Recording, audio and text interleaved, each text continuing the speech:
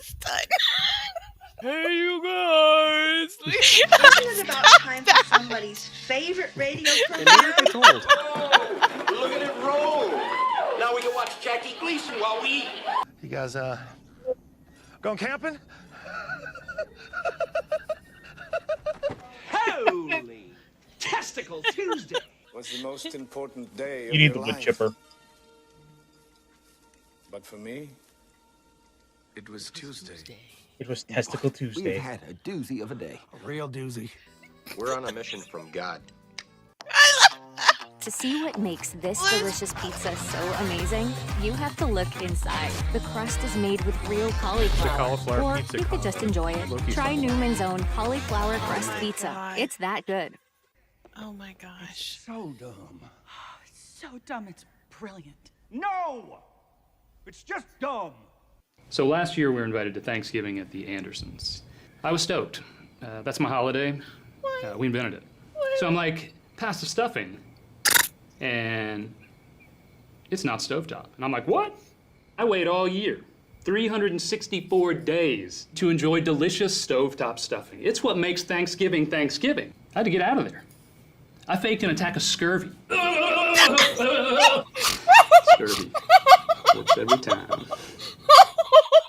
His name's Bond. James. Oh my god! Onatopp. Onatopp? Onatopp. Bond is back. I enjoy a spirited ride as much as the next girl. Who's that? The next girl. And things are starting to heat up. One rises to meet a challenge. United Artists brings you No more foreplay. GoldenEye, rated PG-13. Who's only 13? What? Oh, yeah. Oh my gosh! We can't not talk about GoldenEye 64. Oh my gosh! Do you know how to use one of these? Oh my gosh! GoldenEye. Load a rumble pack and see how it feels when 007 meets M64. Oh my gosh! I have a surprise for you. That's it. That's the pinnacle of the show right there. I told you I was going to deliver.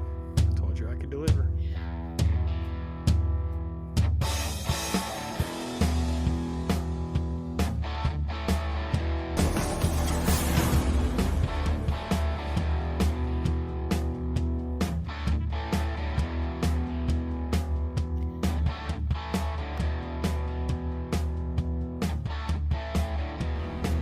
You're gonna need a bigger boat. Someday I'm gonna watch that movie. SQUEEKA. What? We need to see.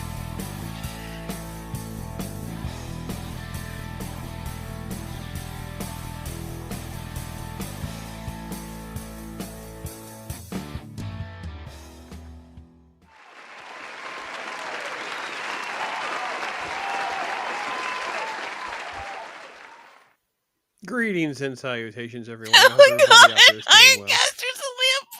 Sorry, I just Oh noticed. my goodness gracious. Sorry, I just noticed Ironcaster was a Pokemon. Oh, that's great. Holy cow. Oh, lots of giggles already. We are off and running, folks. Hope your Tuesday is going well. Welcome to Talk Hard. We are going to have a great one because GoldenEye, is it the best of the Pierce Brosnan? Is it the best James Bond movie? For some of you 90s folks, this may be your James Bond. So I'm interested to get everybody take on it a little bit and talk about it. So with me, this wonderful mouse. She's in the house. That's right. SQUEEKA is here. What is going on, lady? What's going on?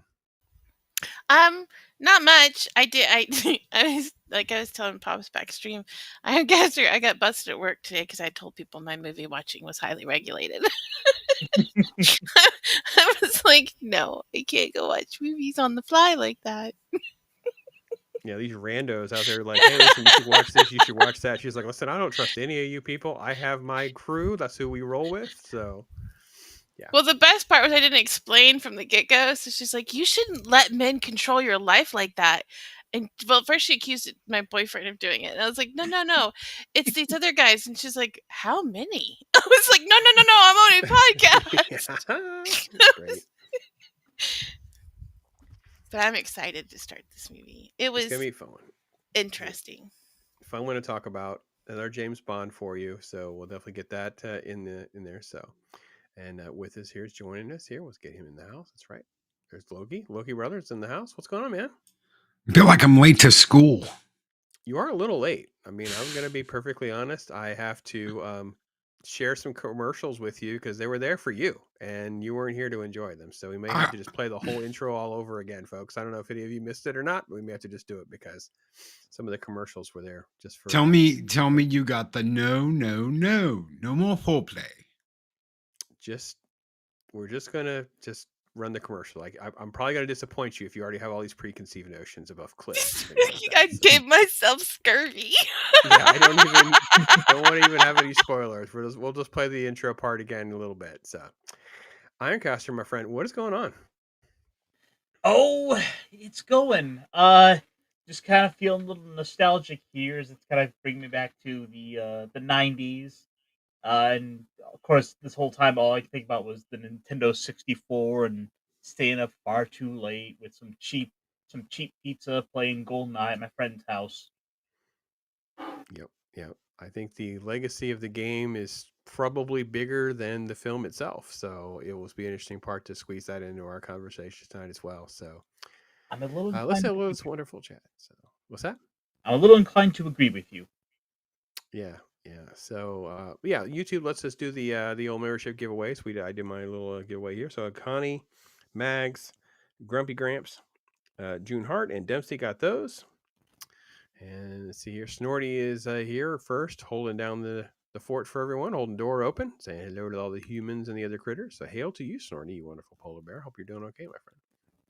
Penny popped by, saying hey to everybody on her way over to a church event. So, and SQUEEKA Mouse, she donated 5 memberships as well. So that's also generous. So man, really, really old movies. Boosh. Your Muslim uncle, Orville, PJ's over there, and Morning Haze. So great to have some of those folks in there. So that's great. Great to see everybody. So thank you, SQUEEKA, for that very much. So, and yes, the famous line, Bond, James Bond. That's right, for sure. 100%. So, and Morning Haze, great. Yeah, okay, I got that. All right. And let's see here. Oh, there's Matt Cave. Yeah, man. I remember seeing GoldenEye at the theater and thinking, wow, these films sure have changed forever and in a great way. Yeah, awesome, cool. And then they made the other ones. Yeah, I actually watched 3 of the 4. Figured I was going to do a video talking about the 4 Pierce Brosnan films because I thought I hadn't watched them in a while. So I watched 3 of the 4. I don't watch Die Another Day again. I'm not watching that one. Jacob's in the house. Got to catch all the Ironcasters. There you go, man. Got to catch them all. Mm-hmm. But no. No, don't catch me. Oh, we're going to catch you. So, all right. So, Ironcaster, this would still have been more of a gaming thing than a theater, right? Because you probably didn't see this in a theater. You would have been really a young buck. Oh, certainly. It was one I didn't get around to seeing till much later, and by then I had known it mostly through the video game. Yeah. It was one of those movies that you just sort of eventually we got around to seeing, but at the end of the day, the memories that are strongest all come from having that weird Nintendo controller in my hands and sharing laughs late into the night as we run around and shoot each other. Fair enough. Loki, on the other hand, he's definitely been out there. He has definitely been to the theater probably for this one. So yeah, GoldenEye opening weekend kind of thing. Oh yeah. My dad watched all of these movies. He loved these movies. So yeah, we were there, and him jumping off the dam at the beginning was like, holy crap! Wow, that was amazing. I was like, what the what? Don't, oh my gosh. And then he shoots the thing out to steady. Oh, it started off wild. I agree with you, Loki. Sorry, I didn't mean to interrupt. It was one of those stunts that you would expect out of. Well, it predates a lot of that stuff for sure. And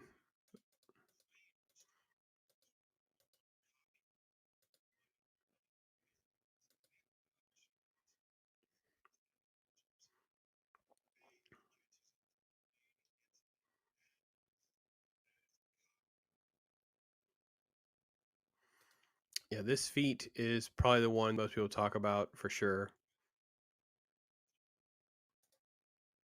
Oh, 100%. Hold on one second here. All right, let's go back to the other layer because it won't let me add right now. I don't know, it's broken. Something's wrong with it. So we're just gonna go say it again. So I'm sorry. Loki, you were talking about the stunt, Mission Impossible copying it. Yeah, they copied it. They straight up copied it later in Mission Impossible because it was such a cool thing, flying and catching up to the airplane, and yeah. Yeah, it was awesome. Yeah, it's definitely the stunt that pretty much everybody talks about, for sure. Let me see if I can try to fix it now. Let's see here. All right, let's see. There's IC. And then place guest. Is that right? Say something, Loki. Nope, didn't work. Uh-oh. Loki didn't work. Let's try again. Now try. Mischievously delicious. Oh, indeed. Perfect. All right, I think we're good now. Look, IRONCASTER, you're good? Yep. All right, folks. Sorry about that. Little Nux technicality there. So, yeah, this was the epic jump off the dam, bungee jump in, reel himself in. This was really a cool effect nobody talks about, by the way. Yeah, the little laser thing. No, similar things are used in many other films, but this was pretty epic back in the day. And of course, our first real shot of Bond after many, many years of all the rumors and delays. We finally get our Bond that we were all longing for of that era, for sure. So in a toilet, no less. Yeah, first shot. So not gonna lie, I had the hots for Pierce Brosnan my entire adulthood life, and then some. I think you're not alone. It is sort of sad, right? Because he's tied up in the Remington Steele contract. They wouldn't let him do movies, so he wasn't able to be the Bond during that Timothy Dalton era. It's possible we could have got him for 6 movies, and those movies probably would have been a lot better with Brosnan. I think they're a little heavier, a little different, but I think he would have brought a different feel to them. It would have probably been better. I like the scripts. I just think the executions doesn't feel like Bond at times. So not to mention Robin Williams hitting with an orange in Mrs. Doubtfire. Well, that's always epic. I mean, we could just I should have clipped that actually. Drive-by fruiting. Drive-by fruiting. Mm-hmm. Yeah. One of the staff. It's so appealing.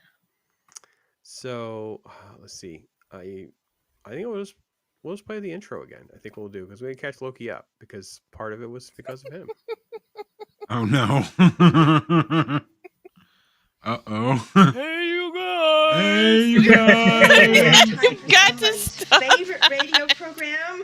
Oh, look at it roll. Now we can watch Jackie Gleason while we eat. You guys, going camping? Yeah. Holy Testicle Tuesday. Was the most important day of your life. But for me, But for me, it was Tuesday. it was Tuesday. It was Testicle Tuesday.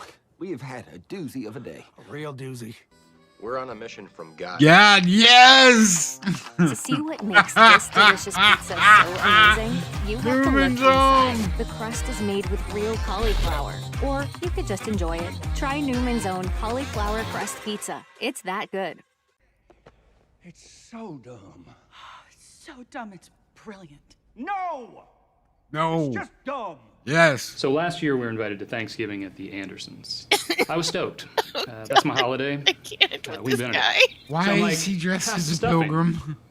And Thanksgiving. it's not stovetop. And I'm like, what? I wait all year. 364 days to enjoy delicious stovetop stuffing. It's what makes Thanksgiving Thanksgiving. I had to get out of there. I faked an attack of scurvy. Scurvy. Works every time. Scurvy works. My name's Bond. James Bond. Sergeyevna Onatopp. On the Onatopp? top? Onatopp. Bond is back. I enjoy a spirited ride as much as the next girl. I bet she does. The next go. And things are starting to heat up. One rises to meet a challenge. United Artists brings you No more foreplay. GoldenEye, rated PG-13. They could not get away with that today. Yeah. Pew pew pew pew pew. Do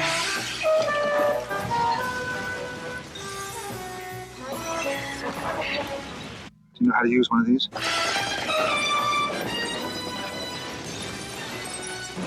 GoldenEye. Load a rumble pack and see how it feels when 007 meets M64. Yep, there we go. So yeah, we're all caught up, and yeah, Cauliflower, Paul Newman, yes, dumb, so But dumb. the best part of that whole thing was, hey, you guys. Well, that's staying. It's a permanent fixture now. So yeah. Congratulations, SQUEEKA. Oh, I had very few regrets in life. very few. Indeed. Yeah, Fred, this is a great comment. A lot of Bond movies are about the Cold War. There's a lot of them for sure, 100%. So Well, wasn't that like the best time for espionage too? I mean, yeah, in hindsight, it was just fodder for so much more espionage movies because we realized how much more was actually going on by us and them. So yeah, fantastic stuff. So he's pointed out, yeah, GoldenEye's first Pierce Brosnan, the first time we have female boss, M. So that's all true. And then Judi Dench was fantastic. oh, I love Dame Judi Dench and everything she's in. I swear, love her. Some of the inspirations from back in the day, how Bond inspired a bunch of sponsors. Yeah, I talk about this all the time too. It's like the copycat nature of Hollywood and entertainment, and we see this just over and over again. And I gotta be honest, if Bond wasn't so successful, I'm not sure it would have gotten the Mission Impossible film. And I'm kind of mixed on the first one, especially because I don't like the idea that what the twist is with the villain and the antagonist and stuff. So yeah. Well, and Pierce was supposed to be in Living Daylights. He wasn't supposed to start out in this movie. He was going to do Living Daylights, and they were getting ready, and they had everything set up, and Magnum Steel or whatever it is, they preempted him. So they had him under contract and a possible another season. He didn't think they were going to do the season, so he signed on to do James Bond. And then they said, "No, we want you back. Come back." So it should have been Living Daylights, and that was 2 Remington movies Steele. before this, and those movies didn't work with what's his name? Timothy Dalton. Timothy Dalton. Thank you. Yeah. Yeah, I was saying that if he had been in those, I think they would have just performed better because he brings a different sort of. The jokes would have landed better, would have felt more natural. I think with Timothy Dalton, it's so much more serious and heavy. I think the scripts are solid. I think there's good stories there, but yeah, I agree with you. So, yeah, we got a great comment here. FKHC 2005. The polar bear is not angry. Well, there you go. And saying hello to everybody that's going on around. Let's see if I got anything here. And then there was, would have been the lucky one. Okay. Fred also says we've made James Bond sequels, so many amazing theme songs like Duran Duran's theme to View to a Kill. Of course, this movie's Tina Turner. True, yeah. The songs almost always get nominated for awards and such. The songs were definitely bigger. Yeah. And GoldenEye was a good one. It wasn't just good song, but it was a good music video too. So that was all over MTV back then. Yeah, very solid stuff from back in the intro is beautiful. Yeah, that's basically like their music video. I loved the intro. Yeah, I was trying to find a shot of it. Let's see if we got some stills or not. But nope, they did not give us that. They go right from the credit scenes to one of his makeout scenes. So I don't know what to tell you about these stills. Yeah, great stuff. GoldenEye was, and I'll be perfectly get my hot take out of the way. When I saw it in the theater, didn't enjoy it that much the first time. I felt the music cues were off. It felt like it just kind of kept going on. And then it kind of felt like it went on again. So in hindsight, it's a film that kind of had to grow on me a little bit. It wasn't a problem with him. And it wasn't a problem really with, Sean Bean or any other cast members or anything like that. It was just the feel of the film, how it was kind of constructed was the problem. And I will be honest, after watching 3 of the 4 movies that he was in, I can't stand Die Another Day. Some people might be fine with it because of Halle Berry in it. I don't think we get enough of Halle Berry, if you know what I mean. So yeah, whatever. I think a lot of his movies, the problem with them are how they're made. They're constructed, and just they don't. They have great Bond moments, but they're not as fluid and put together as well as the Connery era. I think the Connery era, they're just better constructed spy movies, and that's why I think that there's such a bigger legacy for them. So I'm sure that can be discussed and beat up and tore up by everybody out there who loves these more. But fair enough. So Well, I mean, you also think about it. There's a bit of a challenge there because that classic enemy of having Russia and the Soviet Union as the bad guy to shake your fist at as the constant threat is basically gone away by this point in the world. So then you're sort of in a position where you also have to deal with the fact that the same old enemy just you can't quite do the same things with. And they learned that lesson when they tried to bring back Spectre, because that didn't work for shit either. Right. I did like the plot twist of it was basically the Russians against the Russians. Oh my god, and I loved, what's his name from the CIA? Oh, I love him. Oh, Jimbo, the guy who's like, Jimbo. Jimbo, yes.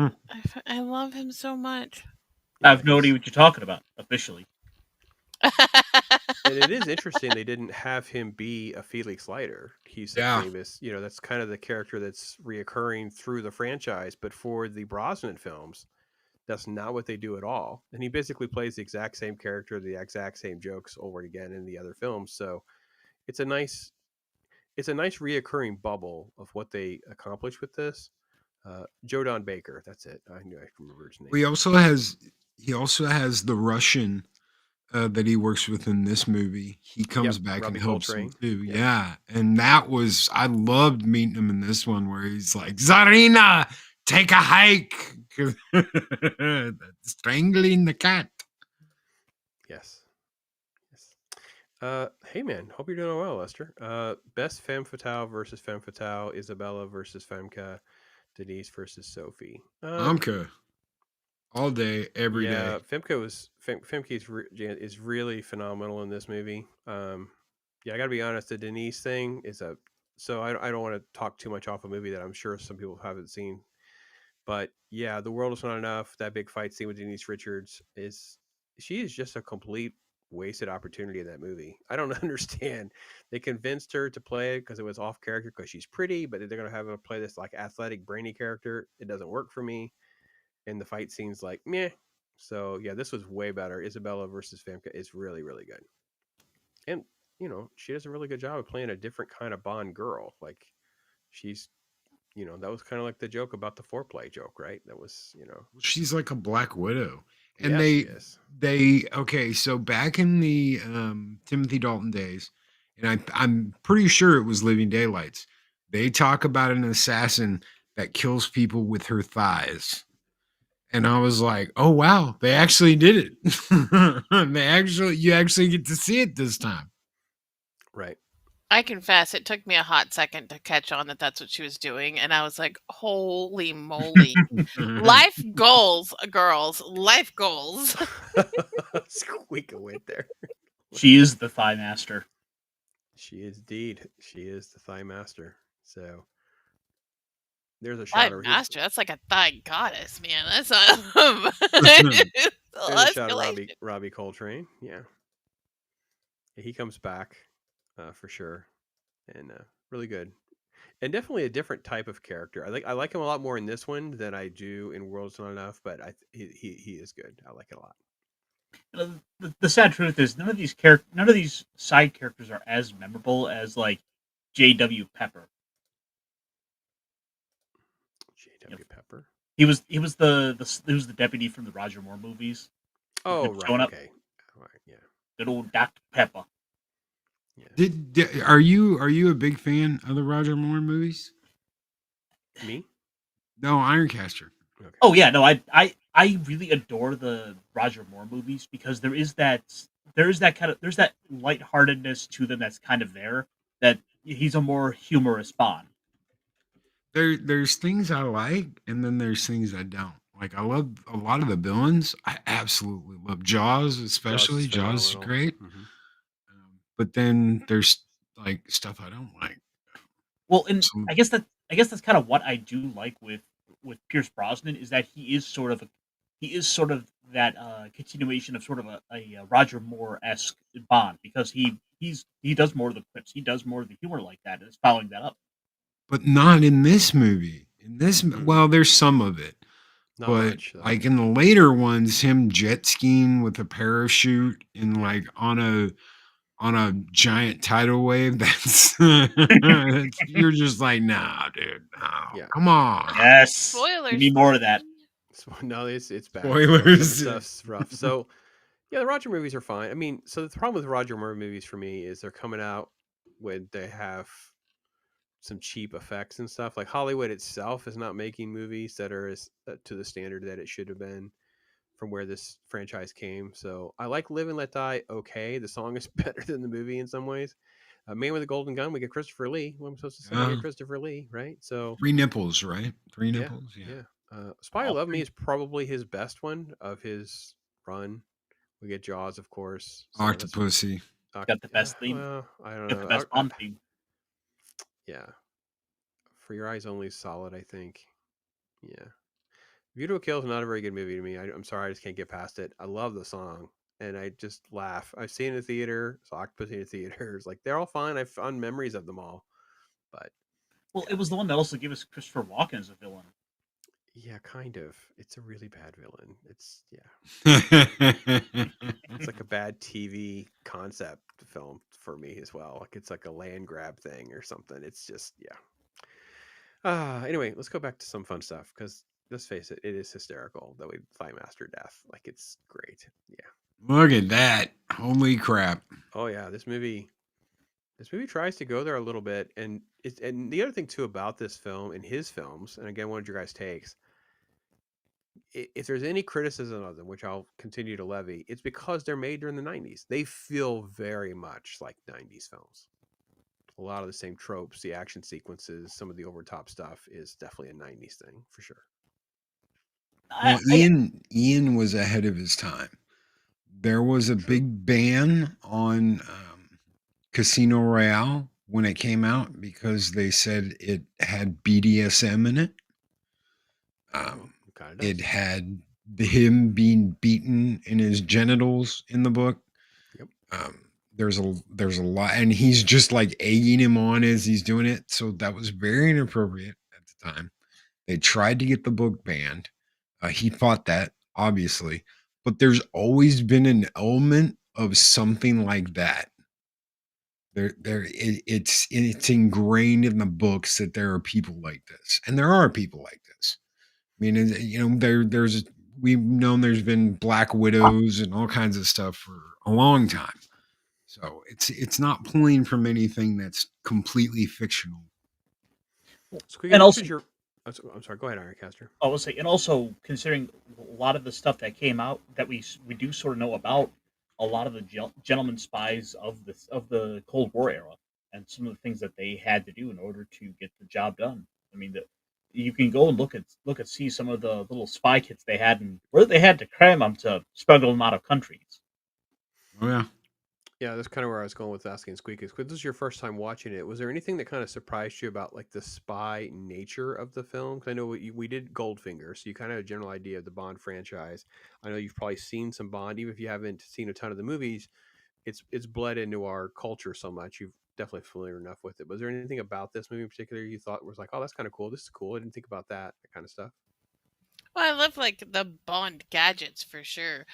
I like the mix of the villains. Like I like the nerdy guy, and then you've got Onatopp, and I just I'm invincible. I like the part when he freezes. I am invincible. I am invincible, and then he freezes. But I mean, I loved all the scenes, and I guess I like Bond. I know we've compared it to the Mission Impossible ones, and I've seen clips of those, and I just like the Bond better. Like, I just feel like Mission Impossible is like a cheesy Bond knockoff. Well, it did come out after Bond. Right. You know, Yeah. and on this series, I like the series Mission Impossible a lot more than I like the movies. I don't know if I watched the series. Who was in the series? Series is pretty old school, so it's in the 60s. So I think the That's series what works in the series is it has time to unpack things. I'm shocked that they haven't done another series instead of just They doing have. so many They films. did. They did in the 90s. And that's an actual continuation of the original series. So it is Right. considered like one series, just it's got like a 20-year break to it. I feel like I saw the series when I was a wee lass because that sounds familiar. But I'm not talking about that. I'm not talking about what was on the TV. I meant like the Tom, whatever Cruise's Yeah, the Tom version. Cruise I'm one. like, Yeah. because like I don't know. I've like I said, I've seen bits of Mission Impossible, and they do the scenes like where he's hanging from the wire over the lasers or something like that, and to me, like the dam jumping was cooler. The train where the homegirl's trying to hack and he's cutting a floor with his watch. I'm like, this is where it's at. Like this is what makes the Bond movies amazing. That and the, crazy ill-timed passionate making out with all the Marines. All the time, man. All the time making out. Yeah. There was controversy with the Mission Impossible movie because the original cast was supposed to come back and be the second team in that first movie. They were supposed to be the ones watching the new team and reporting on it, and none of them would come back because of the stupid crap they did. And I even, after seeing that movie, I even remember asking my dad, "Hey, why did Phelps do that? Wasn't he the guy who didn't take hundreds of $1 million worth of gold to leave, and he betrays his team for like $500,000?" And he goes, "No, you're right. It's BS. That part was stupid." Yeah, that's the worst part of the first movie. I think the Mission Impossible movies get better once you get past the first three. Then there's a little run there with the fourth, fifth, and sixth one. I think that's when it's great. This part 2 of the seventh movie is just way too much. Just they almost like gluttonous. But I had a good run. It's different. I totally agree with that. Completely different feel. The Bond movies definitely have an aesthetic and things that work. I do go back to what you were saying, Squeak. I do like the fact that we have a lot of different personalities, and this is also common to the Bond movies, where you have like maybe a main villain, but you have all the other memorable characters that come along the way and draw attention for themselves. So definitely a lot of that. Well, I like the fact that you're not afraid to make fun of the villains too, like with the nerd guy and that one guy Uramov or whatever his name was. Like they like in the car chase scene, like he's just totes chugging this little flask like the whole time. I'm like, dude, nervous much? Like, Yeah. but like I just and I part of me wants to because I've seen Goldfinger and I feel like I've seen a couple of the more ones. It's just, been a couple hundred years. Um so I feel like I need like a Bond marathon. I just need to inundate myself with some Bondness. Bondathon. I need to do some bonding. There's the good news is every November they pretty much will have them on Prime. Now they will show up pretty much through any of the other streaming services if you have any of them. But if you happen to have Amazon, a lot of people do have Amazon. They will show up nearly every year this time of year, and you can find many of them. So, And I think also it's self-contained stories. You can kind of jump in and watch one without having a ton of context. I think it's because of marathons like that is why I've kind of myself have gone on to associate the character with November. So it's always this time of year when we're getting ready for the holidays. I'm always like, I could be watching other things, but like I want to watch some James Bond. I want to watch like all the cheesy one-liners. I want to see the cool gadgets. I want to see these great memorable characters, and I want to see James Bond being James Bond. It's fair. It's fair. By the way, we went back to Thigh Master references. Yes, chats on it. Thighs of steel. Yes. That's good. Definitely making a Xena warrior reference out of her. Yeah, fair enough. That's true. If she does it while naked, is it a bear trap? Beaver trap? Clam trap? You can name a Ninja Turtle that. Clan Trap.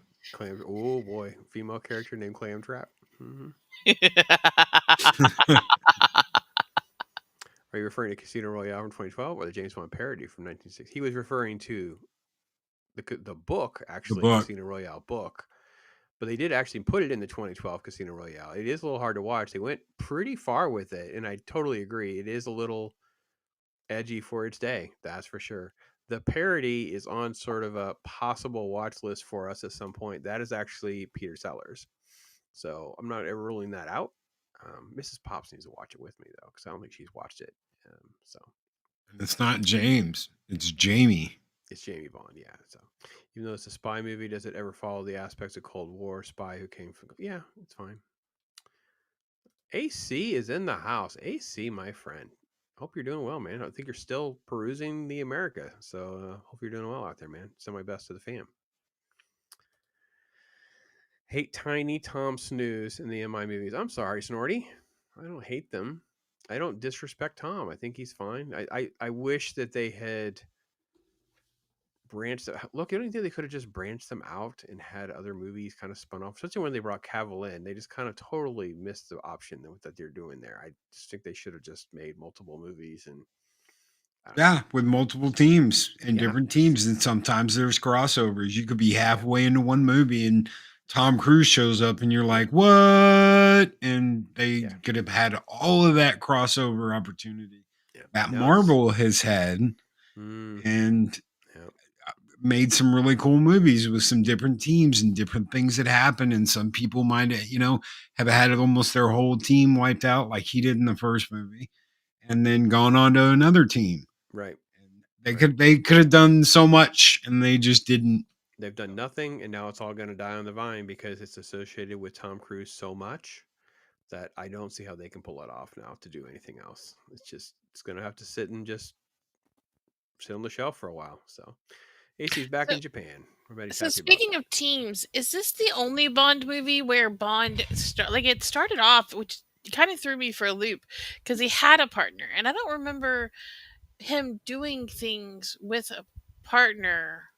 We haven't had a ton of meeting with the other 00 agents, but we have seen them in the past before. Yeah. And I think that is one of the things that is a good strength with this movie is that you do get to see other agents. And yes, we get one who's who betrays the agency. It's one of those things where you have the strongest potential to do spin-offs where there are other agents. And I think in one of the Roger Moore movies, or was it Sean Connery, where we could see like all the agents setting together? That was Sean Connery, and what it was meant to do was give you the biggest like clue in the world that the 00s were like the opposite of Spectre. So you've got Spectre and you've got their meetings and you've got, the Blofeld talking to his number ones and twos and threes. And then you've got M on the other side of that where he's got his 00 agents. So you see it a lot more as a chess game between MI6 and Spectre. The Thunderball is the one I think you're thinking of, Ironcaster, where you see multiple ones. I think it also. I mean, you might be mixing it up too with Living Daylights. Isn't there a 002? Yes, in Living Daylights. Yep. I think Man with the Golden Gun also has. But one. He is thinking of Thunderball because it's when the nukes go missing. Multiple ones sitting around together. Yeah. After a while, a lot of those miscellaneous scenes kind of blend together. So with like 30 plus movies, it's easy to slip little scenes into one another. But as far as like what SQUEEKA is talking about, I don't think you've ever seen him up to this point work directly with another 00 like that. And that's he might have interacted with one, but he never like went on a mission. You never saw two of them in the same place because they're technically not supposed to do that. It's one man, one mission, and the 00s go and do the impossible. That's why I couldn't watch the No Time to Die thing where they're trying to do the switcheroo, but not really. And it's like, if you're not going to do it, just go all in and do it. But they didn't do it. So I'm like, I've never watched it. Not going to watch it. I understand what happens in it. I'm out. I'm done. Never watching it.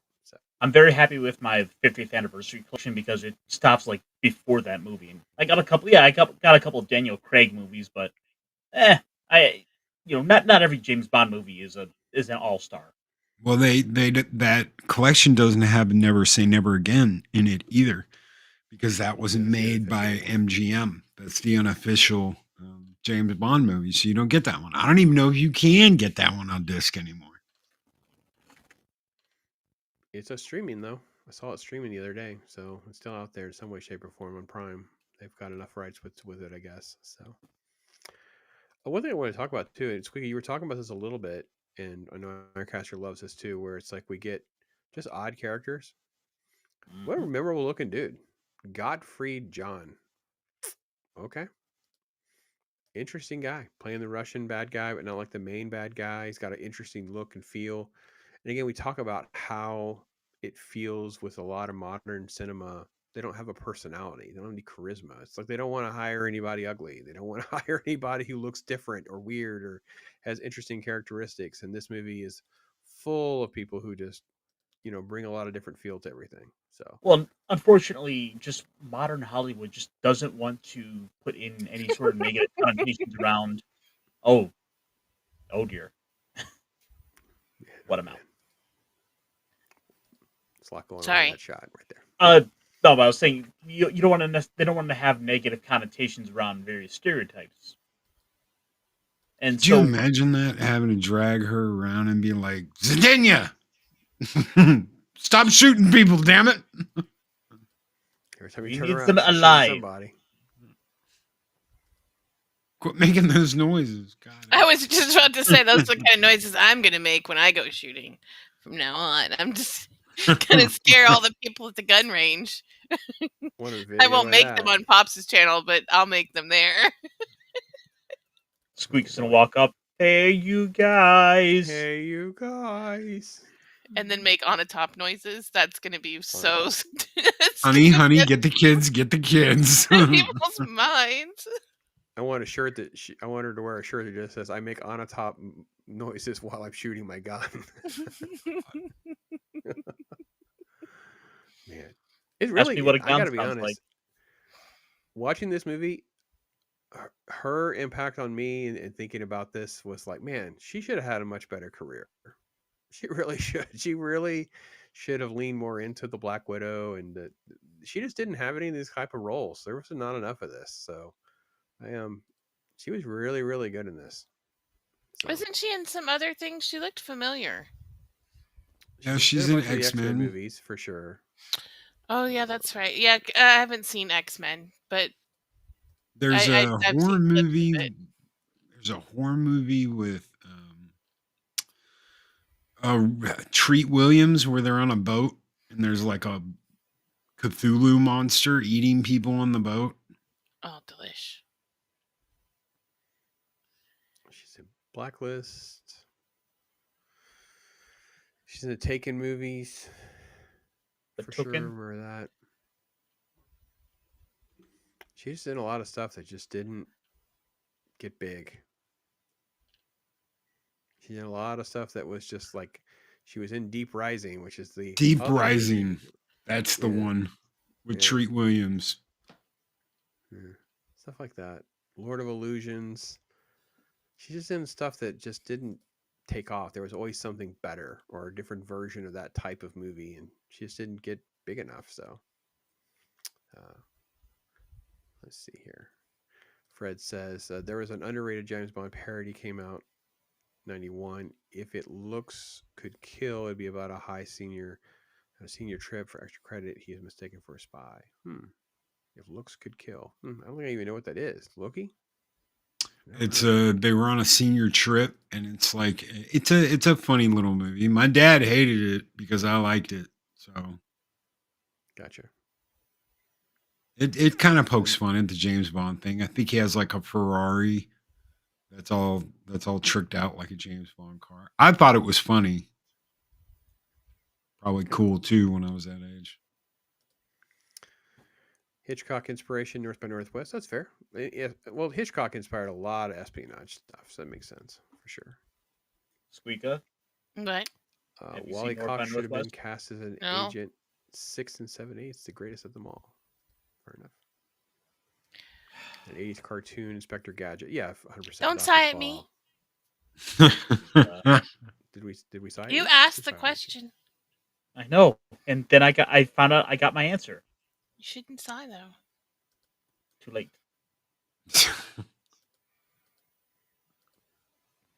Here's the other girl. I love a good. That's the other girl. Who are you looking at? Looking at the other girl.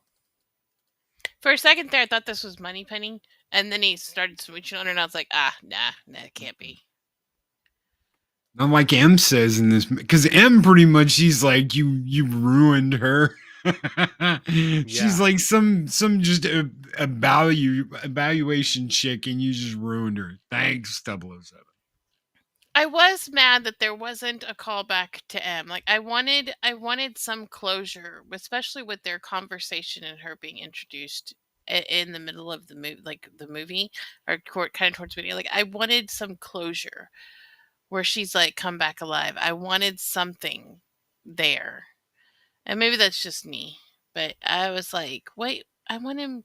He doesn't have to go in. It doesn't have to be like this neat little, everybody's happy kind of thing. But even just a pan or a shot to her, like in the office, or some notion that, like, especially because they made that conversation so intense between the two of them. Yeah, that's interesting because a lot of times they don't go back to Q or M or anything at the end of these movies. They just kind of leave it hanging there. So interesting. But that's also sort of part of the joke where every movie Q's like, I'll try to bring back one of these 00. Yeah, it's like that with Q, and I understand that. Like I understand that's part of the trope. I just the conversation between them two was so intense. It's like I just wanted some kind of, I don't know. There's just a part of me that's like, no, I could just be. I want to see Judi Dench again. I mean, it could just be that. She was in a lot of them. She went through Brosnan and then went through Craig and died in Skyfall.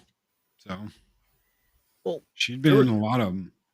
And if you remember, they had the whole build up to eventually where I think in Die Another Day, she's like in like some kind of VR thing, and there's James Bond just like flirting with her, like she's the Bond girl.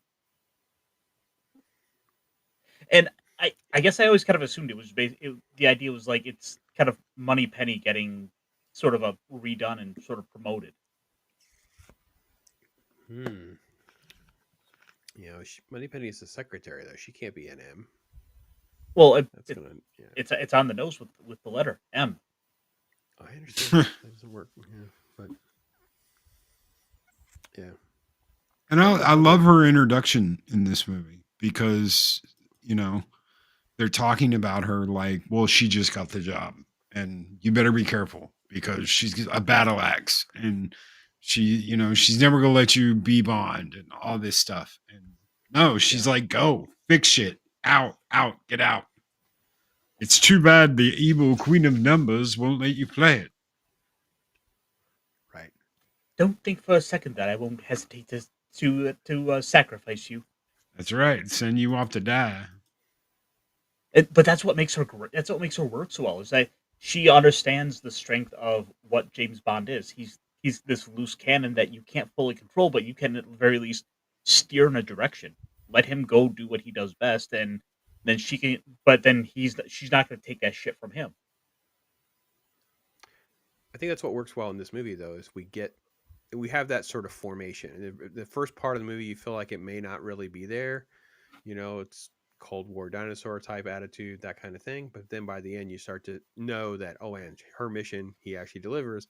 By the time you get to his third film and he's out there trying to save the day, world's not enough, that kind of moment, she's like, he's the best we have. Like it is part of her evolution as well that kind of grows over the franchise and carries over into the Daniel Craig era as well. So it's fine. I love her. Judi Dench is great. She's always delivers everything she does. She is never to blame for the crappy movies that she's in. So Daniel Craig, is that the blonde one? Yeah. Oh. Yeah. Okay. Yeah. Each Bond has a different feel. That's kind of what makes this franchise different and interesting compared to many others that have lasted for so long. and why we all kind of rolled our eyes when there are certain ones like Marvel who were like, "Oh, we're not going to recast that role. It's only this one actor who ever play him." Like, literally, Bond has done this for like, you know, we're up to 60 years, 65 years this year. So it's just retarded. You can make it work, even if you have to have a different feel with it. So people always have fun debating which one's better, which ones they like. And a lot of times it's more like when you were able to go see them in the theater for the first time or the first ones you found, that kind of thing. That's usually where most people land on what their affinity is. So yeah. And that's what also made that work well with Batman, because then you could have the arguments over, what did I like about this Batman versus that Batman. So I mean, it's not just James Bond. We've had this with a number of characters over the years, and everyone acts like it's something we couldn't possibly handle. It's true. I'm still waiting for a real Batman, but I get what you're saying, though. I mean, good. So I get what you're saying. Well, So and it makes a lot of sense, especially considering like lately you've got The Witcher that just came out with season 4. That doesn't have Henry Cavill as Geralt, so it's just not the same. Doesn't matter whether it's Hemsley, doesn't matter whoever it was. It's just not the same show without him.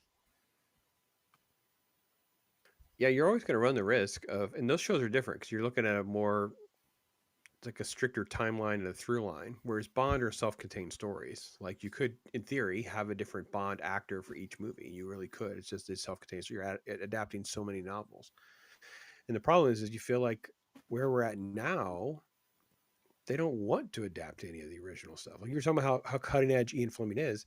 We've kind of gone full circle with a different version of the prudish perspective of things. It's different, but it's the same thing. It's like we're out. Well, this is just unacceptable. We can't do this. We can't do that.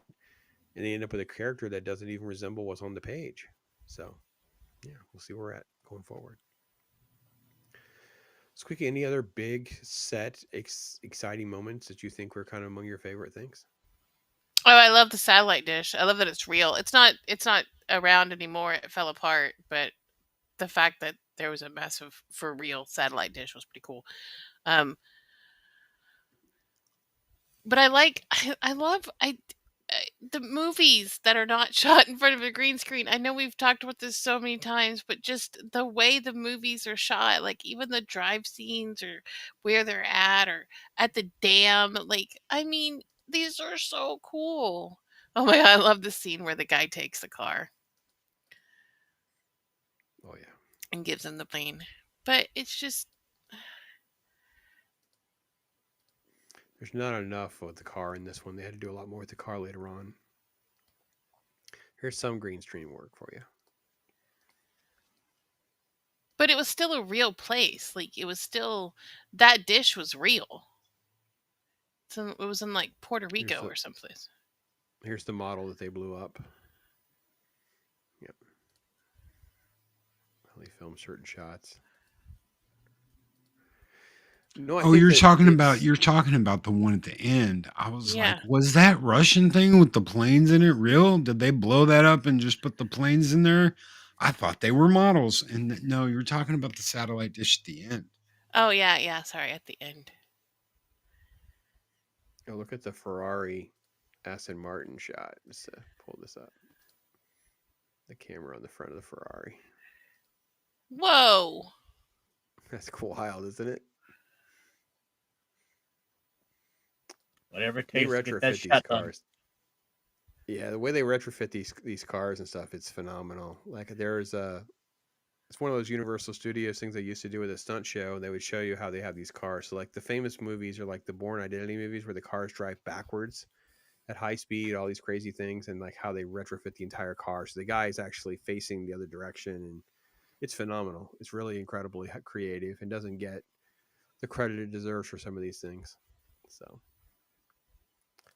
But I think your point is really well taken, Squeeka, and this is something the boys can talk to. That Bond, more than any other IP, is known for being a globe-trotting sort of adventure. You're going to go to exotic places, 4 or 5 different locations. They are filmed on location. You better film there because people will know. And it makes these a very interesting fulfillment of sort of like the male fantasy of being a spy, an action hero.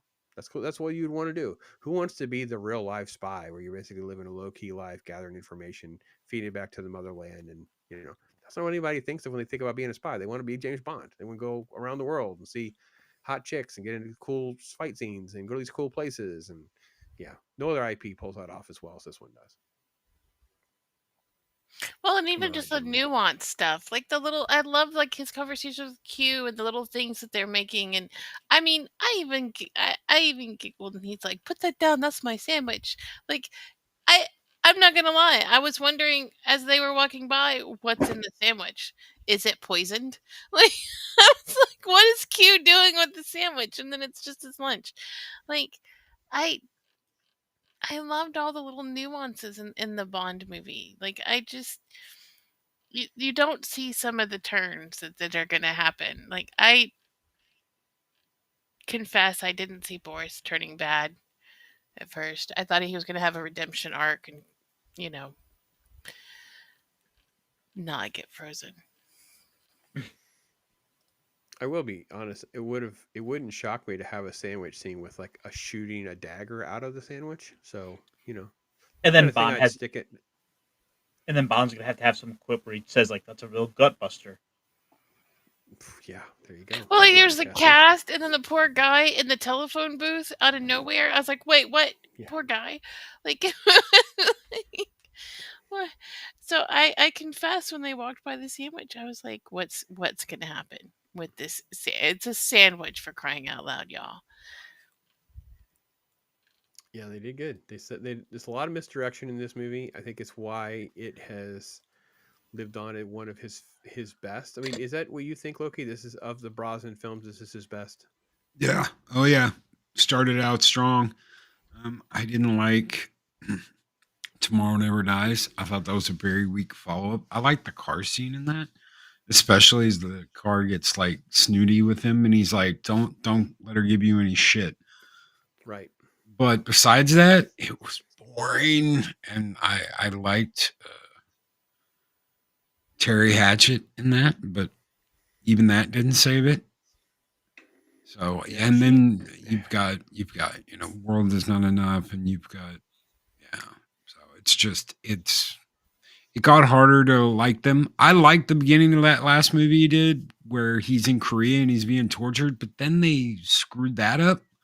After that, I was like, okay, this is going to be crazy. Look, they're bringing the scorpions out and they're going to torture him. What? Oh, yeah. Oh.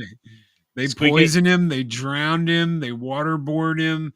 They do all this stuff at the beginning, and you're like, oh, they're going to break him. And then they just, it just gets worse and worse and worse after that. Spoilers. I'm going to tell Pops on you. You're ruining my experience, Loki. No, I'm Well, kidding. the best part about that whole sequence is, and this is something Loki didn't get into. While you're watching Bond getting tortured, that's where you have the Madonna song kicking in. As far as Bond themes go, that Madonna one is up there. I think it's one of the better ones. Don't let him fool you. That was torture as well. Wait, you're getting tortured. No, you're getting tortured as Bond's getting tortured. That's not fun. But I mean, the Bond intro is supposed to look like this. Like, this one's intro is like perfect.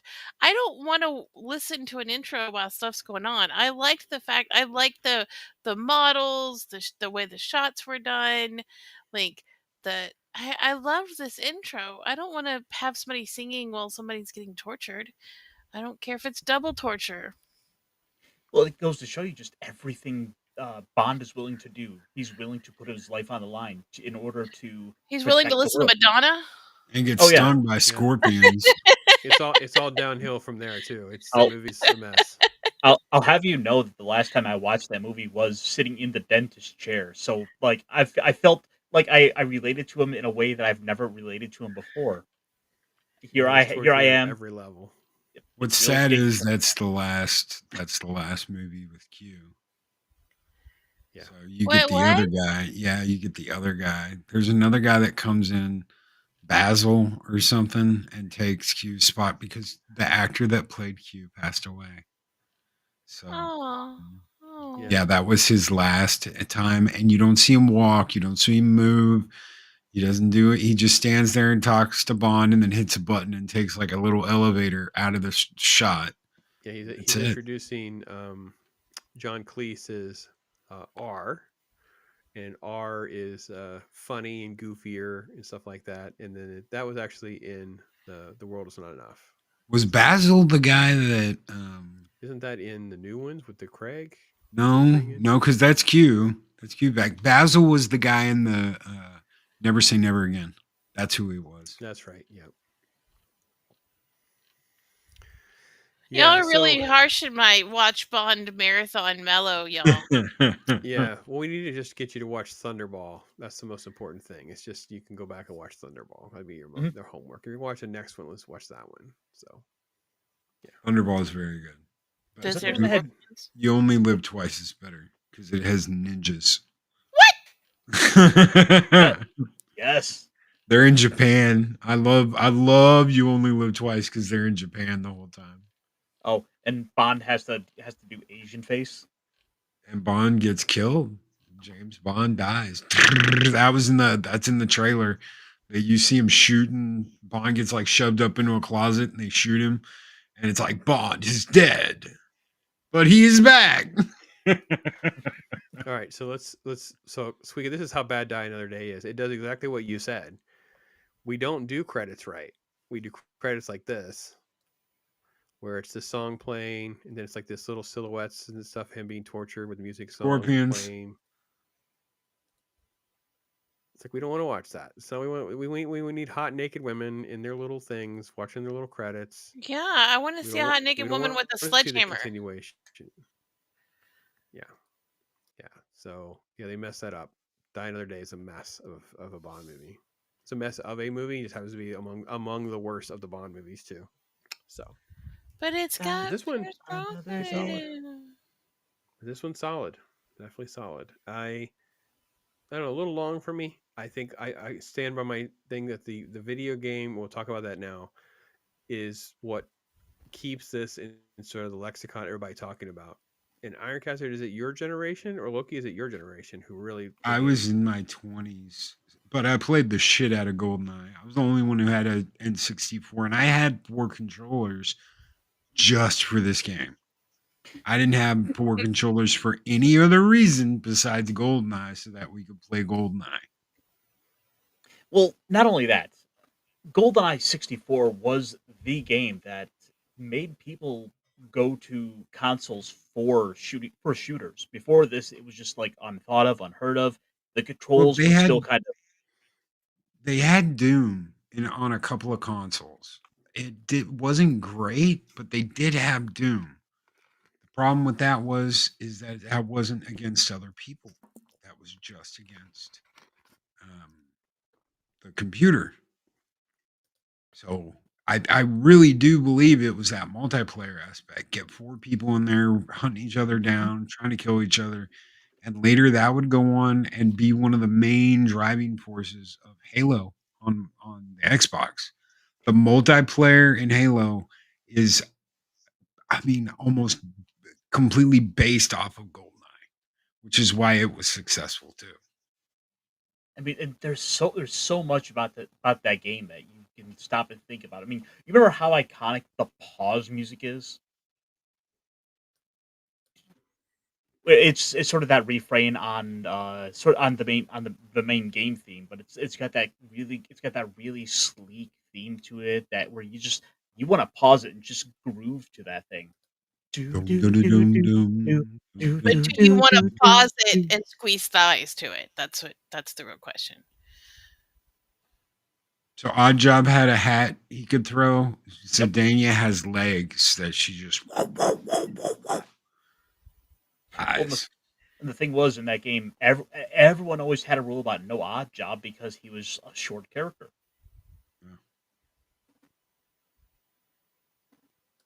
Oddjob's a blast, man. That's great. But Zidania, yeah. And the joke, she had it split.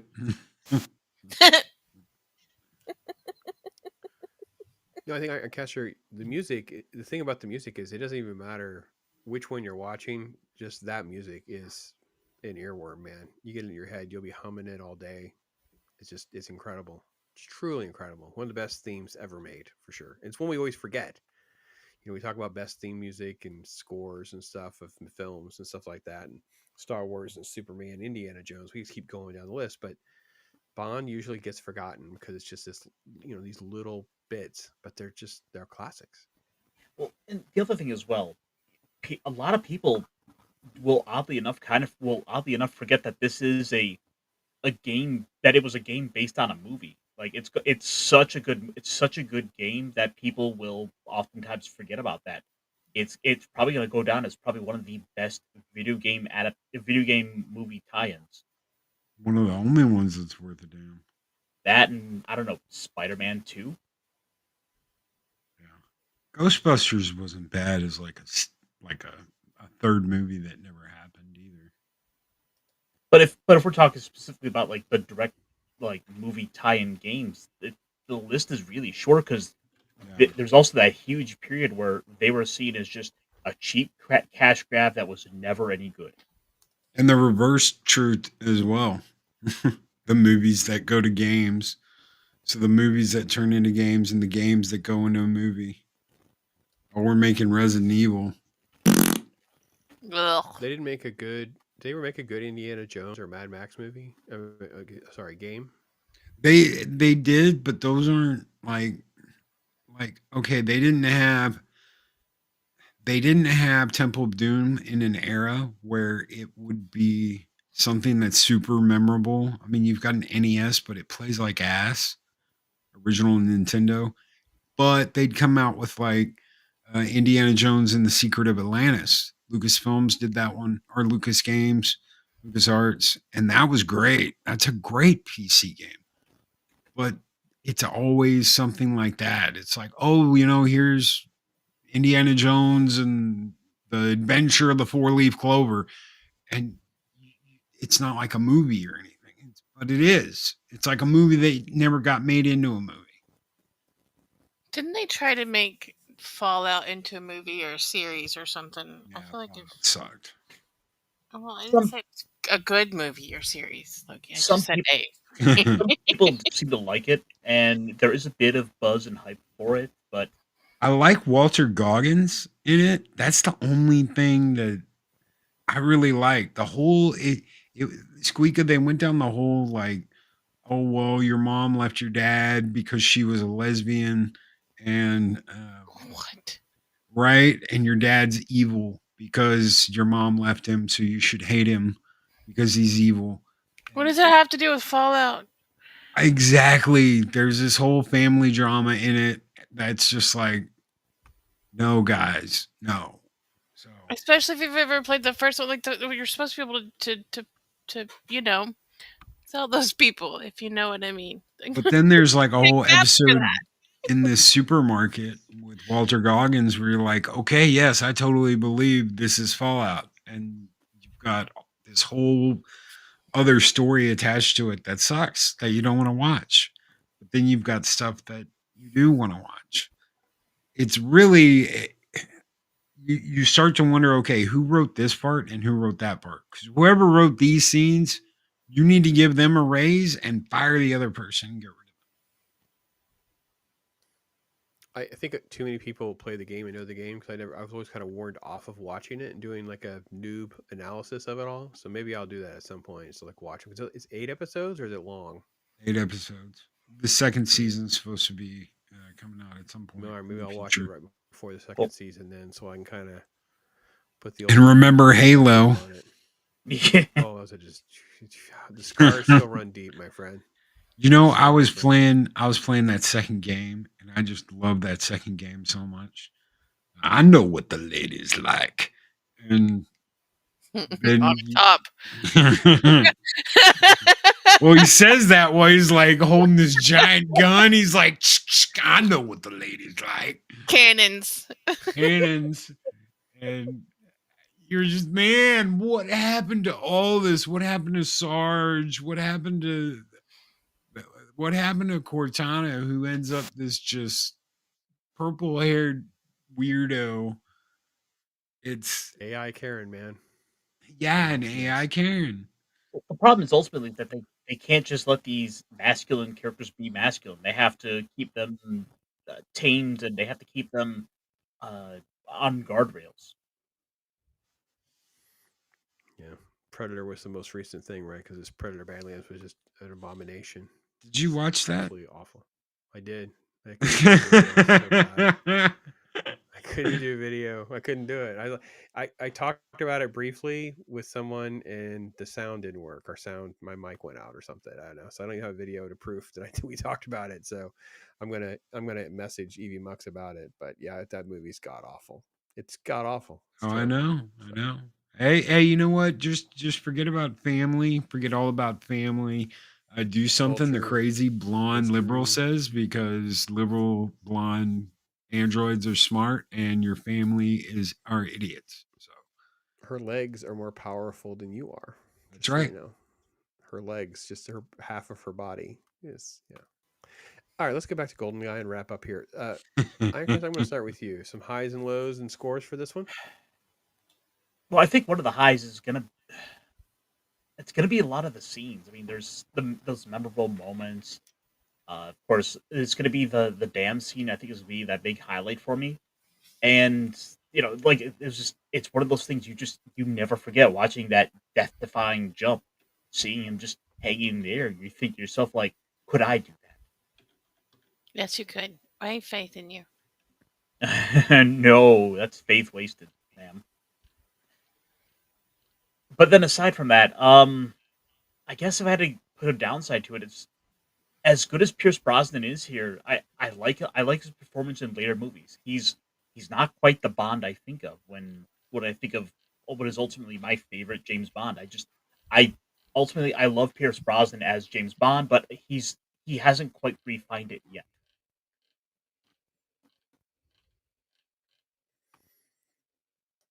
I think it all in all is a solid introduction to his Bond. How would you score this one for you? It's a little difficult. I think I wrote a review where I kind of overall gave it like a 9 out of 10, but mm, I think I'm gonna dial it back to probably a solid 8, maybe 7.5, 8. Wow. Okay. Interesting. Interesting. We'll see how this all plays out for me. So, Loki, my friend, what say you? Out of the Pierce Brosnan James Bond movies, this is a 10. It's 10. It's all downhill after this. It's all downhill, just like Sure is. that. Die another day. It's a cliff at the end. Starts out interesting, and then we get to see the rest of the movie. Well, this series started out interesting with GoldenEye. I was sold. I was like, yes, this is gonna be a badass Bond. It's not as dark as the Timothy Dalton movies, but it's not going back to the silliness of a lot of the Roger Moore movies. Okay, you found a happy medium, and then they went batshit crazy, and it just got silly. As far as all the James Bond movies go, this gets a 7. There are multiple better James Bond movies. As far as just an action movie goes, I'm with Ironcaster. I'll give it an 8. So I'm kind of all over the place. Pierce Brosnan, best movie he made. James Bond movie, it's a 7. An action movie in general, an 8. Fair enough. Before I get to Squeeka and her first watch reaction, I kind of feel the same. This is the better of the 4. I'll lean into a 3.5 out of 5 for me, and it's Midland for most Bond movies. That's just kind of it falls off the cliff with the next two. They're 2.5 to 3s for me. They're like just very mid. Major problems with tone and stuff like Jonathan Pryce in in Tomorrow Never Dies. His character is so all over the map. He's like supposed to be menacing, but then he's goofy. It just I don't know. And then just the premise of the entire thing is to what? Just be a media mogul. It's so without stakes, so lame. And then when you get to the third one, I can't get past Denise Richards, man. She is just like a fish in the wrong movie. Like, why do we put her in this movie? It's just so there are so many things that are done fine, but that in that one, I think the problem with the script is they twisted it. They created so many twists. It just twists themselves into knots. And by the end, I'm just tired and want this movie to end. Die Another Day is an abomination. It's not even worth your time. Just a complete garbage movie. I think it's bad. It's like maybe a 2 out of 5. I'm probably being kind. Halle Berry probably gives it a star. Yeah, whatever. So, anyway, GoldenEye, the best of the ones he did. So, SQUEEKA, this Yes. is a Bond movie for you. Is this? I know you've seen a few. So, what's your take on GoldenEye? I liked it. I liked it a lot. I think it was very. I mean, it was very Bond-esque to me. I haven't seen all the other atrocities apparently, so I don't have any comparison, I suppose, because I'm like, this was great, and then I mean, compared to the other ones, I'll take Loki's spoiler word for it. Yours too, but like I loved it. I mean, even the like, there's so many small bits and pieces that are in there that are so fabulous. Like the jokes the computer programmer uses and his cheesy 90s graphics, and like when she goes into that computer store and I'm like, oh yeah, all these IBMs, I worked on those, like I it was there was a lot of nostalgia feel to it too. But like when the dead guy falls out of the closet, the admiral or whatever, commander or whatever, like the look on his face, like the continuity with them, like yeah, he died that way, like like that's the face he was making. It was funny but serious all at the same time.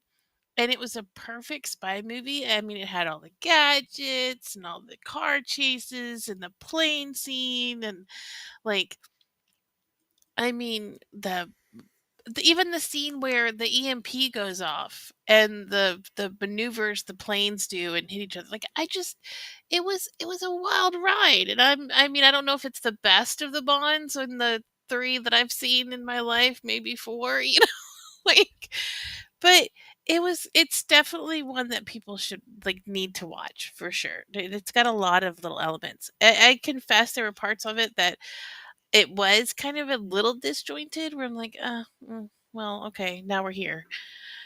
And some of the fight scenes I felt like went on like when they're fighting on the antenna itself, I felt like that went on a titch too long, but it was still cool. Especially the part where they're like obviously on a Home Depot aluminum ladder. I was like, I've Yeah. seen that ladder. I think I've sold it at Lowe's. Like, I think I have one out back. Yeah, I know. but even then, it doesn't like I loved this movie. When am I gonna rank it? I don't know. I don't know. 8 on the top. 8 on the top. Tops. 8 7 on the top. bottom. Fair I don't enough. know. There you go. It is a 90s film. Like, so you get those long action sequences and you get the constantly running from the Uzis and not getting shot. You have all Oh my gosh, the scene in the library, I forgot about that. I was like, that has got Yeah. to hurt because you're hitting all this metal. You know that bullet spray is going everywhere, and there's flak. Was that's called flak everywhere? And I'm like, that's got to hurt or burn or do something. Yeah. Yeah, it's there's a lot of that in the Brosnan wins for sure. The biggest problem for me, and I know I'm going to nitpick. I saw it in the theater. I was listening to it for this. It is there. It just feels like it's the wrong music cue, and that's the tank scene. When he bursts through with the tank, the music isn't full. Like Ironcaster was saying, that music should just be like da da da da, and just like queued up, jamming you up, getting you up out of your seat, excited. It's just not quite right. It's just the way it's edited, the way it's put together. This is what keeps it from being like better. And then I think you'll enjoy SQUEEKA. I think a lot of the elements in the next 2 that he does, the Tomorrow Never Dies and The World Is Not Enough, because there is a lot more humor and a lot more gadgets. Look, you talked about the car sequence, which is great. I think it is phenomenal. The BMW remote controlling your phone stuff is great. The Q scenes are hysterical. I love Q. But the stories themselves are pretty weak in comparison to other Bond movies. But again, it's kind of fun to say, all right, well, I've never seen Bond movies, so I want to get a first kind of, dip my toe in on things like that. So I think he's a really solid Bond, though. And kind of like with Timothy Dalton, I kind of feel bad for them. They didn't get better stuff to work with. Yeah. Yeah, You it's know, kind of sad because they're both good ultimately, actors. ultimately, it's a movie where the game tie-in is the thing that does the heavy lifting. That it has got all the fondest memories of this movie. It's fair. I mean, they referenced it in Ready Player One, right? I mean, like, Oh you're yeah. like referencing in other movies. Like, that's when you kind of made it. Like, that's pretty next level. So, yeah, like I said at the beginning of the show, I said it. I think the legacy of the game outweighs the quality of the movie by quite a lot. I've never heard anybody say anything negative about the game. I've only heard people just rave about how much fun it was, how it's a blast. So They've remade it like 4 times already. Well, the only negative you can really have about it is just the fact that the controls haven't aged well, but that's more on the fault of the Nintendo itself. That can be alleviated if you are emulating. Oh, that's true. Are there any other Bond games besides GoldenEye? Oh, There's a yeah. bunch. Yeah. There were And some really good ones too. You don't have to say it like that, guys. there was a whole series of them on the PlayStation 2 era that were just really solid games. Like, I was including- busy with EverQuest and Lord of the Rings Online, okay? I didn't have time for Well, and some weird stuff too, because like the game you play on Xbox is more like, okay, so From Russia with Love on Xbox is a direct game of the movie. The one on GameCube had nothing to do with the original movie. He just looks like he did in From Russia with Love. So, and the PS2 version is different than the other two. So there's like 3 different versions of the same game that came out at the same time, but they're different because they're on different consoles. It was a wacky ass time. And if you were going to go back and play one of those games, I think probably the strongest one to point to is going to be 007 Rogue Agent, in which you get all these classic villains all back in this movie, in this game. Like, you've got of course Dr. No, you've got Goldfinger. You're teaming up with them where you're like a new agent in training who's coming up, and you have to go undercover and be a bad guy. Interesting. yeah, it seems like it's an IP that's so full of opportunities to go on different missions that represent different moments in different films. It's just like it's an endless supply of that kind of stuff. And then of course you could pick which Bond you want to play. You could play different Bonds. So it seems like an endless thing that makes the gaming even easier to come up with a concept that would work. So interesting. So would y'all say this is one of the top 5 Bonds? Movies? Yeah, GoldenEye. Would y'all say it's like one of the top 5? Yeah. Yeah. I would. You would, huh? Oh, I would. Oh yeah. I wouldn't. Not This- overall. If you okay, so just forget the Lazenbeak era ever existed. The what? Laserbeak. George Lazenby was the guy who followed up Sean Connery for one movie. The script is not bad, but it's so distracting. It didn't take itself serious. Like, there's jokes about, this never happened to the other guy. Like, the movie just doesn't work. It was does too not work. So I'm self-aware. with him with that. So Yeah, do it you just take didn't work. anything from Timothy Dalton? No, those were just 2 movies. While they've got their own, charm, what does that leave you? That leaves you Daniel Craig. I mean, could Casino Royale or Skyfall qualify as one of the best? Maybe, I think possibly. Casino Royale does. Yeah. You've got Roger Moore era and you've got Sean Connery era. Yeah. So it definitely could be in a top 5 list, but out of It's in a top. It can be in a top 10 for me. I get that, but not in the top 5. There's no way it gets in the top 5. I think that Goldfinger, Thunderball, From Russia with Love are just 3 just phenomenal, top to bottom, rewatchable. I think Casino Royale would make it in my top 5, and then I'm tricky with Bond movie. I'd have to kind of watch them again to figure out Spy Who Loved Me or I don't know, what was the other one? Probably Spy Who Loved Me is probably the best one. I couldn't stand the Russian girl in From Russia with Love. It's such a good story. She was So always so needy and just like, oh, James, don't leave. James, come back. James. And you're like, oh, yeah, I get it. Yeah. James, don't leave the room for 5 seconds. No, lady, leave me alone. It was one of those. Yeah, It was one of those themes they kept going back to, and after it was that From Rush with Love theme. By the third or fourth time they hit that theme back into the movie, it's like, okay, now it's starting to grow on me. At first, it was like, this is too much. They played it too often. Did eventually kind of it it Stockholms you into liking it. Oh, Diamonds Are Forever. I forgot about that one. Yeah, I don't think it makes. I think GoldenEye definitely makes my top 10, but near the second half of that list for sure. But and I would put Skyfall probably in the bottom half of that top 10 too. So it's just the other ones are very mid. There's a lot of mid ones, but Die Another Day he owns in my opinion probably the worst one. It is just an abomination of a movie. The couple of the Daniel Craigs are right there though. I don't think I can sit through Quantum Solace or whatever that one was again. I can't. I can't. Really bad. The editing in that is horrible. Someone was arguing with me about that the other day, and I was like, "You do realize there's not one scene in that movie that does not like move after 2 seconds. It's like bam, new shot, bam, new shot, bam, new shot." Yeah. And you're just like, God, slow down. You don't have to edit that much. Let us get a cool looking scene. Jesus. Yeah, let it breathe, man. Yeah. Get him. Well, you guys in chat, you guys are amazing. Thank you guys for hanging out with us. It's been awesome. Make sure you check out everybody's links to everything. Loki's leaning into some culture war stuff, so it's YouTube talk a lot of times, but in some ways more than that. So yeah, new version of that, my brother. I'm enjoying that for sure.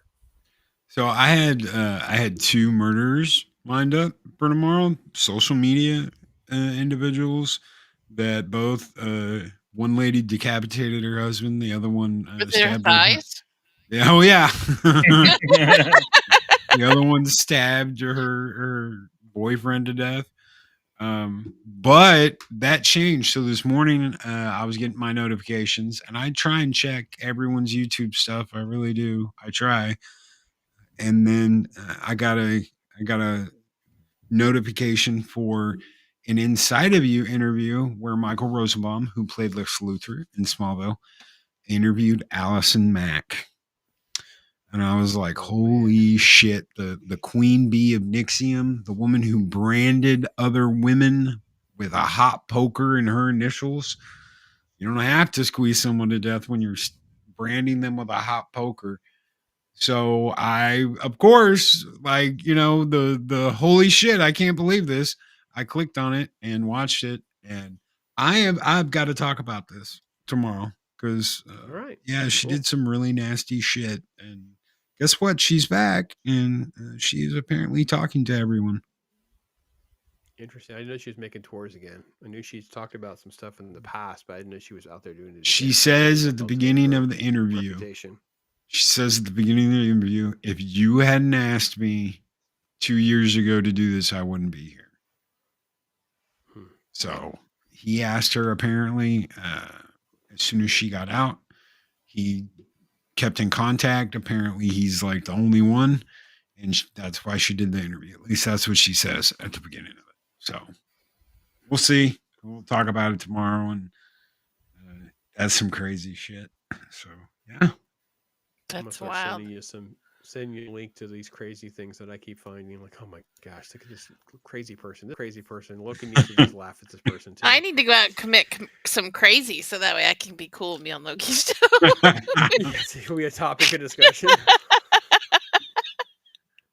Goodness. Well, speaking of crazy, make sure you check out Ironcaster show. I'm behind. I have to watch Monday tomorrow. Ironcaster, always good to see you're doing your thing, man. What else on the slate for this week? Well, apparently we might be doing a little bit of a geek talk over with T-shirt here in about an hour or so. aside from that, we do a little bit of comic talk over with Mr. 32 Flavors and Nick Weiser, and well, this weekend we'll be doing some puppet stuff right before we get into Thanksgiving month. So, check it out, find me out in all the usual places, and that's a bit about what's going on. Good stuff. Good stuff. Squeak, I don't think you've seen Escape from New York, correct? No, but I've played the game, the board game. Does that count? Snake. Well, They call me Snake. Call me Snake. Oh, maybe Yeah, that's so not the we'll- board game I'm thinking of. Never mind. All right, well, we'll see. It's a good one. It just I kept thought getting Snake bumped, was so in I a gotta video game. He is. This is the one in the video game is based off of this snake. Yeah. Oh. This is where it all started. Is this the Kurt Russell movie? Yes, this is the Oh Kurt Russell my movie. god! Yes, I love that man. He's so hot. I mean, this is gonna be a good watch. Oh my gosh. Well, we needed a clip from this video too, and now we have one. So there we go. Sorry about that, guys. It's all good. It is all good, folks. You guys be good out there. Be blessed. Till next time, talk hard, and we'll be back. See you then. Bye, guys. Bob Ross, you'll never see me tripping.